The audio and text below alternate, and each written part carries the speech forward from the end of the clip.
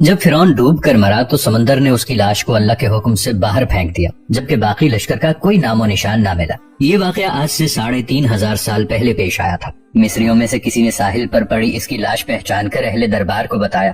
فرعون کی لاش کو محل پہنچایا گیا۔ درباریوں نے مسالہ لگا کر اسے پورے شان اور احترام سے تابوت میں رکھ کر محفوظ کر لیا۔ حنوط کرنے کے عمل کے دوران ایک غلطی ہو گئی۔ فرعون جس سمندر میں ڈوب کر مرا تھا تو مرنے کے بعد کچھ عرصے تک پانی میں رہنے کی وجہ سے اس کے جسم پر سمندری نمکیات کی ایک تہ جمی رہ گئی تھی۔ مصریوں نے اس کی لاش میں نمکیات کی وہ تہ اسی طرح رہنے دی اور اسے اسی طرح حنوط کر دیا۔ وقت گزرتا گیا، زمین اور آسمان نے بہت سے انقلاب دیکھے جن کی گرد کے نیچے سب کچھ چھپ گئے، یہاں تک کہ فرعون کی حنوط شدہ لاش بھی زمین کی تہوں میں چھپ گئی۔ ان کے نام صرف کتابوں، ان کی تعمیرات اور لوگوں کے ذہنوں میں رہ گئے۔ اس واقعے کے 2000 سال بعد اس دنیا میں اللہ کے آخری نبی حضرت محمد مصطفیٰ صلی اللہ تعالی علیہ وآلہ وسلم تشریف لائے۔ ان پر نازل ہونے والی آخری کتاب میں فرعونوں کے قصے بڑی تفصیل کے ساتھ بیان کیے گئے، اور اسی سلسلے میں اس فرعون کا جسم محفوظ کرنے کی بابت آیت نازل ہوئی۔ اس کی سچائی پر سب اہل ایمان کا پختہ یقین تھا، لیکن وہ سمجھنے سے قاصر تھے کہ اس خدائی کا دعویٰ کرنے والے کی لاش کہاں محفوظ کی گئی اور کیسے اسے عبرت کا نشان بنایا جائے گا۔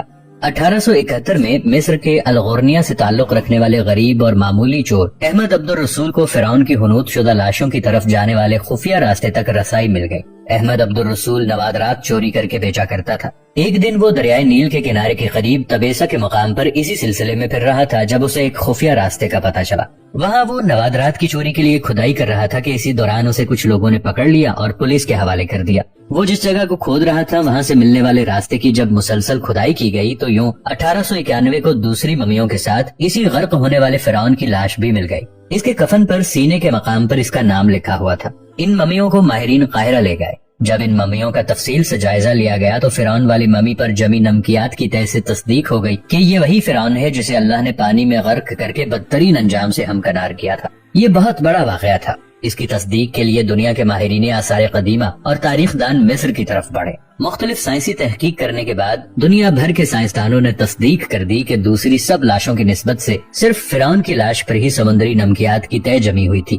اس تصدیق کے بعد اسے فرعون کی لاش قرار دے کر عجائب گھر میں محفوظ کر دیا گیا۔ 1982 میں فرعون کی ممی خراب ہونے لگی تو اس وقت کی مصری حکومت نے فرانس کی حکومت کو درخواست کی کہ فرعون کی ممی کو خراب ہونے سے بچایا جائے۔ اس کے علاوہ جدید سائنسی ذرائع سے اس کی موت کی وجہ بھی معلوم کی جائے۔ چنانچہ مصری اور فرانسیسی حکومت نے مل کر فرانس لے جانے کا انتظام کیا۔ جب فرعون کی لاش کو فرانس پہنچایا گیا تو ایئرپورٹ پر اس دور کے فرانسیسی صدر بذات خود حکومت کے اعلیٰ عہدیداران، تمام وزراء اور فوج کے افسران کے ساتھ استقبال کے لیے موجود تھے۔ فرعون کی لاش کا استقبال کسی عظیم زندہ بادشاہ کی طرح کیا گیا۔ فوجی دستوں نے سلامی دی۔ فرعون کی ممی کو ماہر ڈاکٹروں کی ٹیم کے حوالے کیا گیا۔ اس ٹیم کی سربراہی ڈاکٹر مورس بوکابے کر رہے تھے۔ مائکروسکوپ ٹیسٹوں کے ذریعے ممی کے تمام اجزاء کا باریک بینی سے جائزہ لیا گیا تو معلوم ہوا کہ اس کی لاش پہ سمندری ذرائع ابھی تک موجود ہیں اور موت کی وجہ بھی پانی میں ڈوبنا بتایا جاتا ہے۔ ایک بادشاہ کی موت پانی میں ڈوبنے کی وجہ سے ہو، یہ ڈاکٹر مورس کے لیے حیرت کی بات تھی۔ اس نے اس ممی کے بارے میں مزید جاننے کی کوشش کی تو اسے معلوم ہوا کہ اس بادشاہ کی موت کے حالات مسلمانوں کے نبی حضرت محمد صلی اللہ علیہ وسلم پر اتری کتاب قرآن مجید میں تفصیل سے درج ہیں۔ اسے علم تھا کہ جہاں سے اسے یہ لاش ملی ہے وہ اسلامی ملک ہے، چنانچہ تجسس کے ہاتھوں مجبور ہو کر وہ مصر پہنچا۔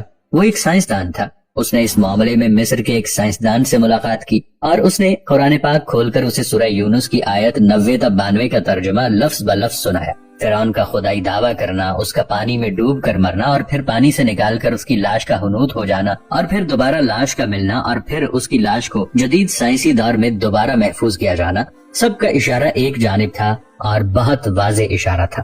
تجھے بعد میں آنے والوں کے لیے عبرت کا نشان بنا دوں گا۔ فرعون کی لاش ایسے محفوظ کر کے دنیا کے سامنے لا کر رکھ دی گئی ہے کہ انٹرنیٹ کی ایک کلک پر، رسائل و جرائد پر، ٹی وی چینلز پر اور عجائب گھر میں اربوں انسانوں کی آنکھوں کے سامنے کری اور قابل ترس حالت میں موجود ہے۔ سوچنے کے لیے کہ عبادت کے لائق اور ہمیشہ رہنے والا وہی ہے، سب کا خالق اور رازق وہی اللہ ہے۔ ڈاکٹر مورس نے آیات کا ترجمہ سنا تو اسی وقت پکار اٹھا کہ یہ دین سچا ہے۔ اس کے بعد کلمہ شہادت پڑھا اور مسلمان ہو گیا۔